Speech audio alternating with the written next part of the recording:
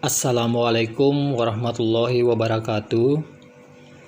Nama saya Jamaluddin, NIM 2019 55202036. Di sini saya akan membuat tugas untuk mata kuliah struktur data, yaitu membuat tabel dan relasinya, menggunakan database MySQL dengan PHP admin. Baik, kita langsung mulai saja. Di sini saya menggunakan aplikasi SAM. Ya, aplikasinya ini saya jalankan pertama kali. Lalu pada modul Apache ini kita start. Lalu kita perhatikan pada statusnya. Ini statusnya sudah running. Lalu pada modul MySQL juga kita start. Ya, di sini juga statusnya sudah running ya. Nah, ini kita minimize saja. Lalu kita buka browser. Kebetulan di sini browsernya saya pakai Chrome ya. Kita bisa pakai browser apa saja. Nah, lalu pada address barnya kita ketikkan di sini localhost /phpMyAdmin. Lalu kita enter. Maka program database PHPMyAdmin akan terbuka. Nah, kita bisa lihat halaman depan PHPMyAdmin. Di sini salah satu pengaturannya yang bisa kita atur contoh penggunaan bahasa ya. Ini contoh kita ganti jadi bahasa Indonesia. Ya, maka halaman ini akan berganti menjadi bahasa Indonesia, halaman programnya ya. Lalu langkah selanjutnya yang kita lakukan adalah membuat database baru. Nah, di sini ada tombol baru, dimaksudnya kita akan membuat database baru. Saya klik dulu. Lalu diminta untuk membuat nama database-nya ya. Di sini contohnya saya akan membuat database penjualan ya. Saya beri nama penjualan. Lalu untuk kolom di sebelahnya ini saya abaikan saja, saya ikut yang standar saja, lalu saya tekan atau saya klik buat. Nah, setelah itu secara otomatis akan terdapat database penjualan di sini. Nah, selanjutnya setelah membuat database, kita akan membuat tabel ya. Untuk tugasnya di sini kita disuruh atau diminta membuat 3 tabel, di mana terdapat 2 tabel master dan 1 tabel operasional. Sebagai contoh di sini saya akan buat pertama tabel masternya. Jadi saya beri nama tabel masternya master pembeli ya, tabel pembeli. Nah, tabel pembeli ini saya buat 4 kolom ya. 4 kolom. Jadi nilainya di sini saya isi 4. Lalu saya tekan kirim. Dilanjutkan dengan memberi nama pada kolom-kolom tabelnya atau kita kenal dengan istilah field. Nah, untuk kolom pertama ini saya akan membuat nama kolomnya adalah ID pembeli sekaligus sebagai primary key pada tabel master pembeli. Jenisnya saya pakai integer karena biasanya primary key itu jenis untuk primary key biasa jenisnya itu pakai integer. Lalu untuk panjangnya itu saya contoh di sini cuma 3 ya, 3 panjangnya atau nilainya 3 karakter. Maksudnya karakter yang dapat diketikkan pada kolom ID pembeli panjangnya hanya maksimal 3. Lalu di sini di indeksnya ya, saya aktifkan primary ya, seperti tadi yang saya katakan depan. Lalu saya juga ini saya kirim. Lalu saya juga aktifkan auto encryption ya. Ini tujuannya kalau kita menginput atau kita memasukkan ID yang sama, misalnya 001 saya sudah input, terus saya input lagi 001 tidak bisa, nanti ada pesan atau ada pemberitahuannya. Lalu berikutnya field berikutnya atau kolom berikutnya saya beri nama pembeli.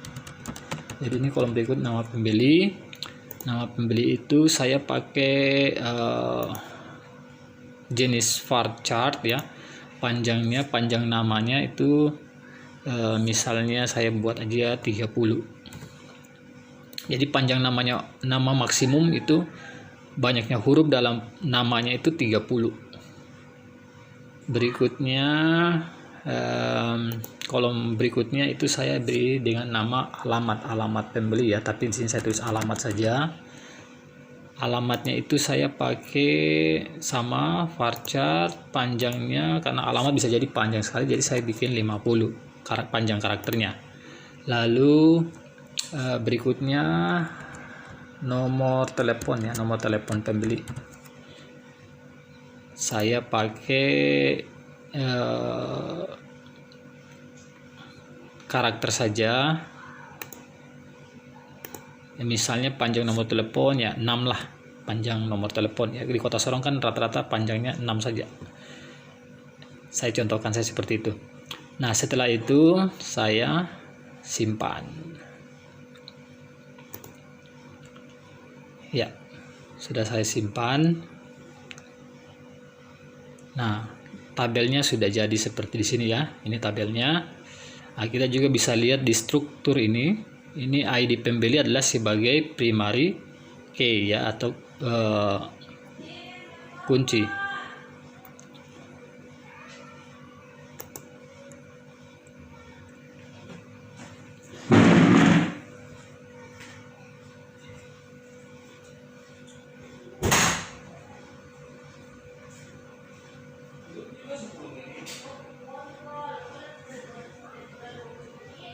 Bikin video.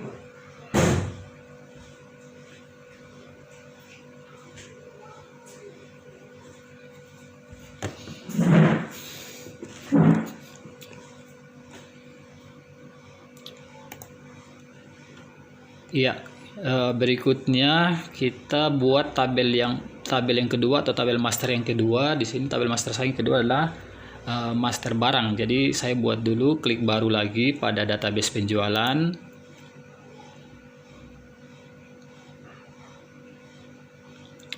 Nah, saya diminta untuk mengisi nama tabelnya terlebih dahulu, master barang. Ya, lalu ini biasanya otomatis ya, filenya langsung keluar 4. Kita isi saja yang kita butuhkan. Di sini file yang pertama yaitu ID barang. Lalu jenisnya integer, panjangnya di sini contoh saya buat 5. Lalu saya jadikan dia indeksnya primary key. Lalu saya juga aktifkan, ini saya kirim lagi, ini saya aktifkan auto encryption-nya. Lalu ada nama barang, kolom nama barang.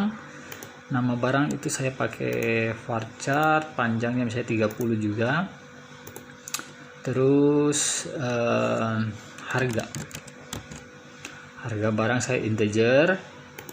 Kenapa saya pakai integer? Karena harga barang kan angka-angka mungkin sebentar mau dihitung ya, jadi saya pakai integer. Dan harganya itu misalnya paling banyak 10 karakter. Jadi kalau 10 itu sudah berapa ya? Sudah 1 miliar kali ya. Ya pokoknya lah seperti itu. Lalu karena sudah, berikutnya saya simpan.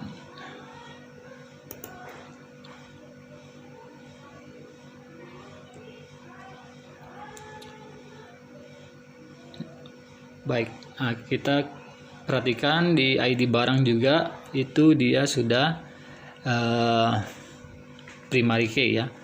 Lalu kita lanjut buat tabel yang ketiga. Tabel yang ketiga ini tabel operasionalnya.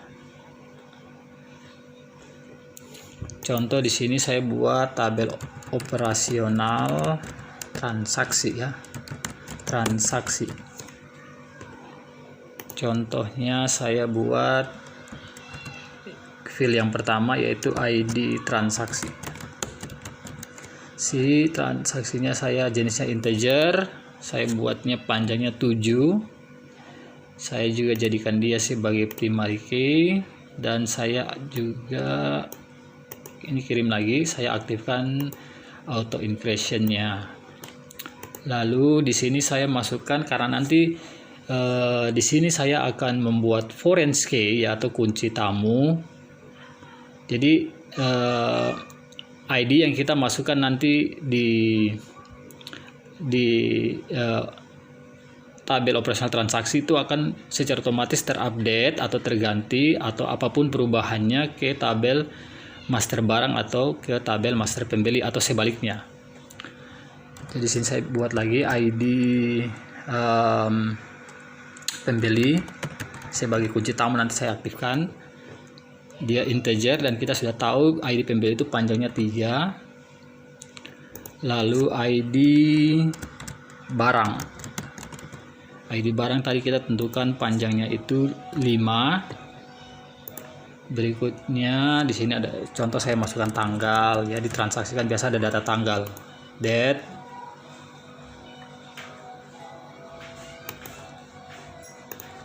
Iya. Lalu saya tambahkan satu kolom lagi, misalnya untuk kolom keterangan ini saya tekan tambah satu kolom, saya kirim. Nanti saya diberikan satu field kosong. Ya, contohnya di sini keterangan. Ya, keterangan ini dia berupa variabel karakter. Ini saya isi contohnya 100. Setelah itu saya simpan.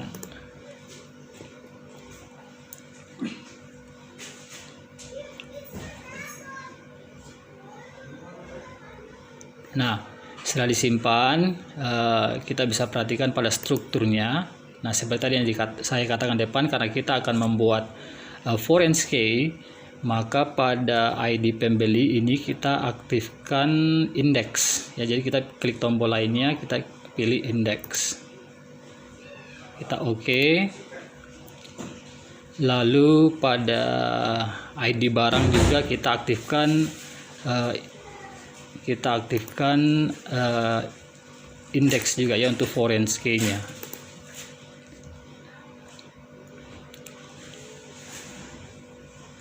Oke, setelah itu kita akan membuat relasinya ya. Nah, ini kita pilih database-nya, database penjualan. Lalu kita klik tombol lainnya. Lalu kita klik designer. Nah, setelah kita klik designer, maka akan tampil page halaman seperti ini.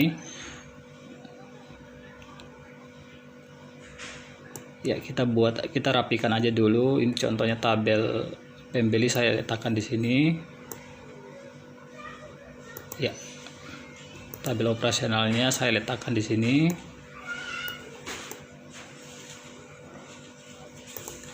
Oke.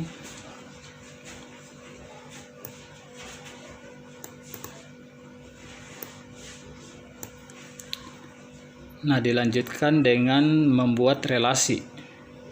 Saya akan membuat relasi ID pembeli pada ID pembeli yang ada pada tabel operasional transaksi. Saya klik create relation, ini ikonnya create relation. Lalu saya pilih kunci ya. Lalu saya pilih kunci tamunya. Ya, ID pembeli tadi saya pilih, lalu saya klik di ID pembeli. Nah, ini ada keterangan seperti ini. Ya, saya kurang terlalu paham yang bagian ini. Ini kita abaikan saja, kita kosong saja, lalu kita OK. Tapi kalau menurut saya sih, ini kalau ada perubahan yang terjadi di antara salah satu tabel ini, nanti datanya terupdate otomatis. Itu yang saya ketahui. Coba kita OK saja.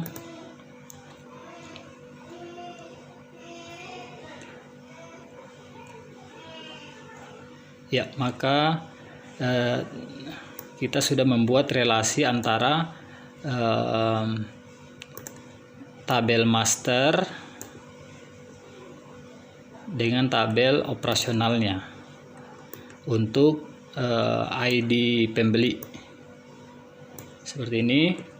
Lalu saya juga akan membuat relasi antara tabel master barang ke tabel operasional transaksi pada ID barang. Lalu saya klik create relation, saya pilih primary key-nya dulu ID barang, lalu saya klik foreign key-nya ID barang pada tabel operasional transaksi. Nah, ini bisa kosong saja, oke.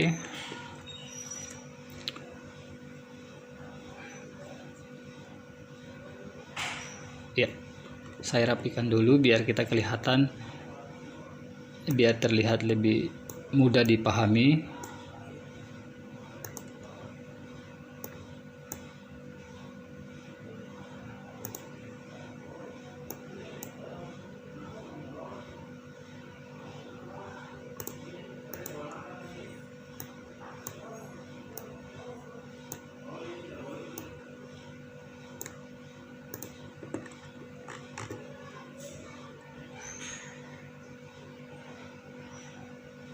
Ya, jadi tampilan desain ini untuk